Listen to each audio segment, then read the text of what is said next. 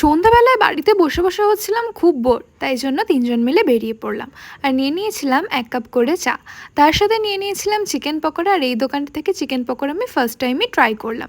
ভীষণই টেস্টি খেতে ছিল, আর দামটা শুনলে তো তোমরা অবাকই হয়ে যাবে। একটা পিস ছিল 5 টাকা মাত্র। তারপর তো আমরা চলে এসেছিলাম ফুচকা খেতে, আর এই কাকুটা পেঁয়াজ দিয়ে ফুচকাটার আলু মাখে, যেটা আমাদের ভীষণ ভালো লাগে। আর ও মানে অনেক দিতে এখানে ফার্স্ট টাইমই ট্রাই করলো, সো ওরও খেয়ে খুব ভালো লেগেছিল এটা। তারপর তো আমরা চলে এসেছিলাম একটা গোলার দোকানে, আর এখান থেকে আমি আর রাহুলদা চুজ করেছিলাম কালাখাট্টা, আর অনিন্দিতা চুজ করেছিল মশলা সোডা। সো তিনটেই খুব ভালো খেতে ছিল এইখান থেকে উনি। তো আজকে বিকেলে পুরো খাওয়া দাওয়াটা না ভীষণ ভালো হয়েছিল, প্রত্যেকটা জিনিসই আমাদের ভীষণ ভালো লাগছিল খেতে।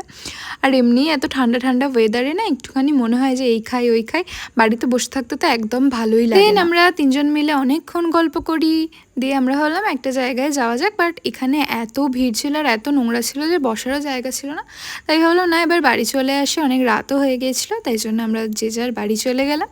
So that's it for today. এরকম ভ্লগ দেখতে তোমরা অবশ্যই চ্যানেলটাকে সাবস্ক্রাইব করে দিও।